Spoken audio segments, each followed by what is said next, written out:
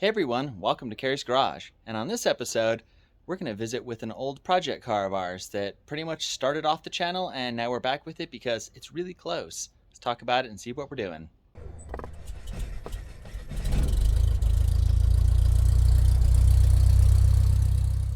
And before we get started on this episode, if you could just hit that subscribe button, like, bell, all those goodies, just so YouTube is happy and we get more subscribers. So, the car we're talking about, let me switch camera angles real quick, is the 1974 Volkswagen SunBug. I'll put a couple of links down below from all the different stuff we've done to this car early on in the channel.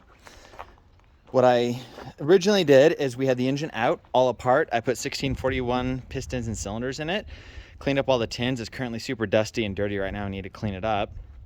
And we rebuilt the entire brake system.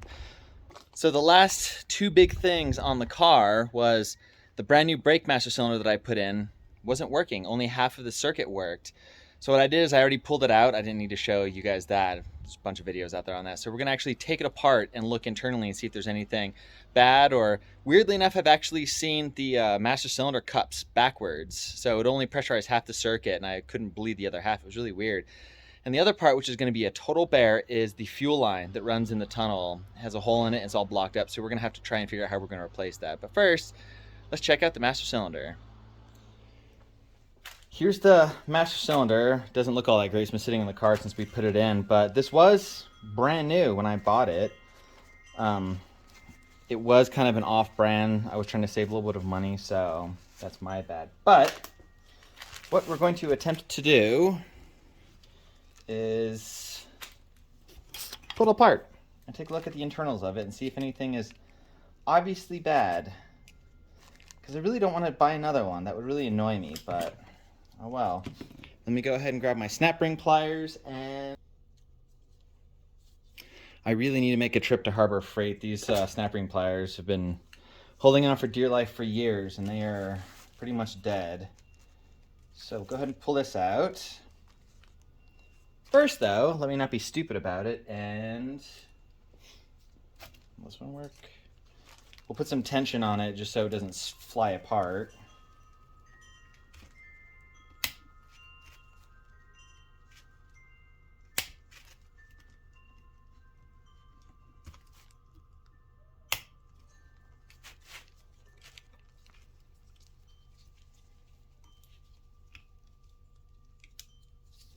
The other thing I would like to invest in is a bench vise. I haven't had one of those in years, and that would sure come in handy.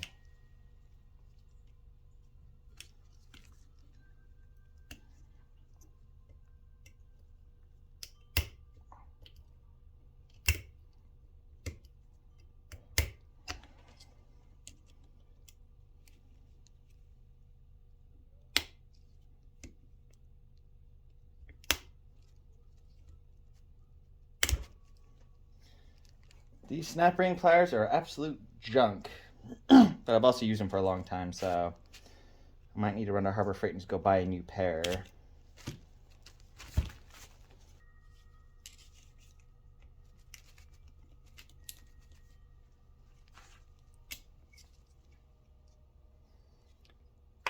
There's the snap ring, washer, and let's see if we can't get this out.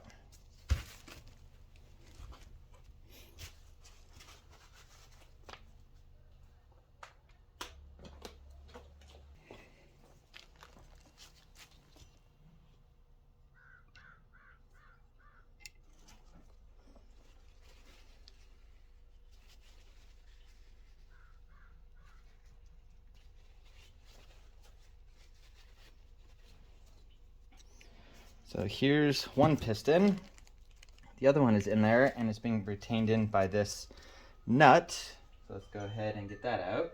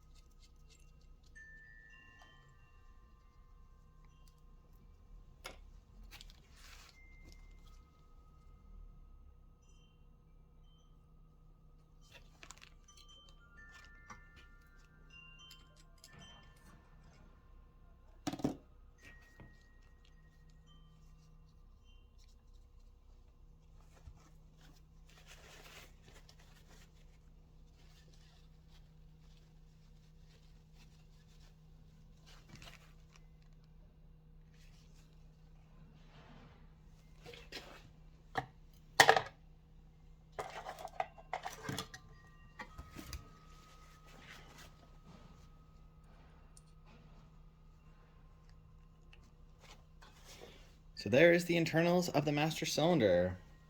Got the back piston, front piston, or whichever way it's configured, I don't really remember. Got our springs. And from what I can tell, the cups look like they're oriented right. I don't know about this back one. I don't know if that one should also be facing forward. I don't see why it would.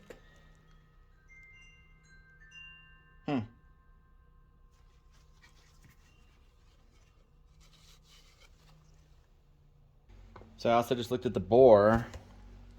Everything looks to be like it is in proper order. So it's very confusing as to why this wasn't working. I checked all the lines, I did all kinds of stuff, and nothing really seemed to make quite enough sense why it would do what it was doing, which was only working on half of it.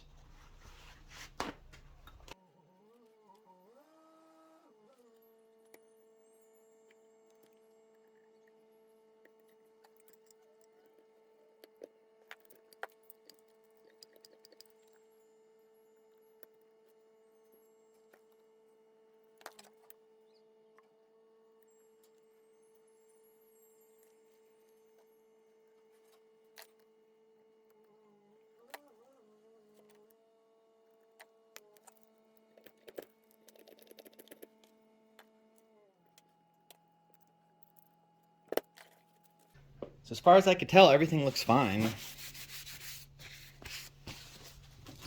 And if we push on it,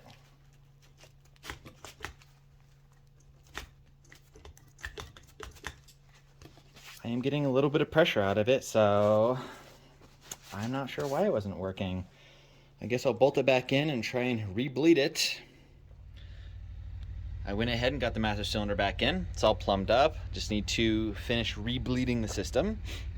And now, the next thing, which I already started doing, as you can see right here, that is a hard metal line going up into the underside of the car. We'll take a look at it a little bit closer here shortly.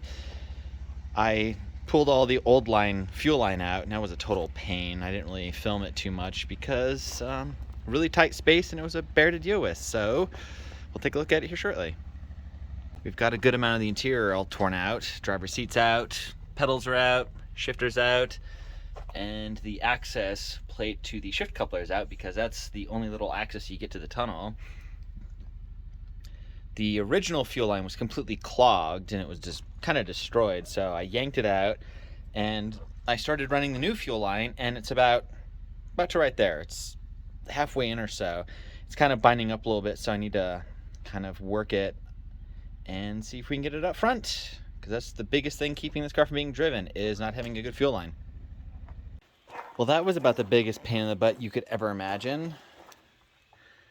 Right there coming out of the tunnel, there's a brand new metal fuel line that runs all the way to the back. It's currently hooked up to this fuel canister and it runs on its own fuel supply.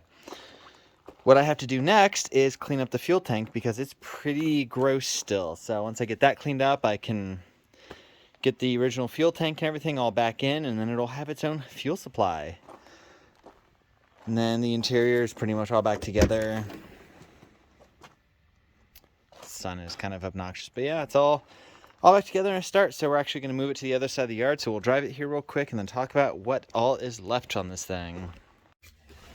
All right, let's start it up.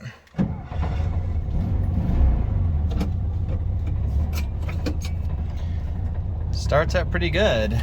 Oh, and I'm glad I had to take the whole pedal assembly out, and I just kind of guessed at the clutch, and it seems to be perfect.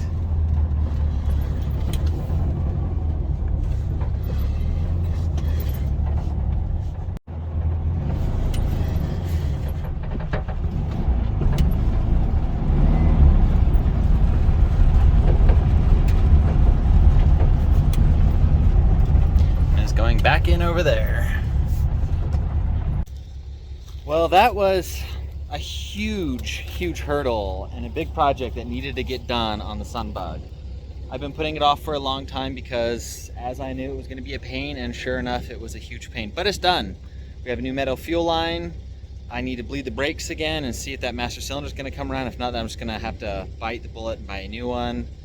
There's a few other little things I need to do. The alternator doesn't seem to be charging, clean up a couple of things, button up the interior a little bit, and that's pretty much left to make it drivable, and there's a bunch of little cosmetic stuff, and I need to fix the window regulators and whatnot, but that was definitely a really big thing to get out of the way.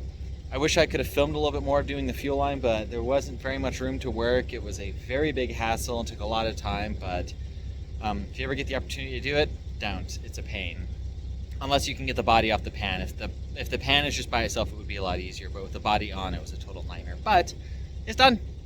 It's still running in the background. It's actually running not too bad. Anyways, I'm gonna cut it off on that one and probably get some stuff for it here soon, and then we can start driving it, and then I can do a little driving video of it. But anyways, thanks so much for watching. I really appreciate it, and I'll catch you on the next one.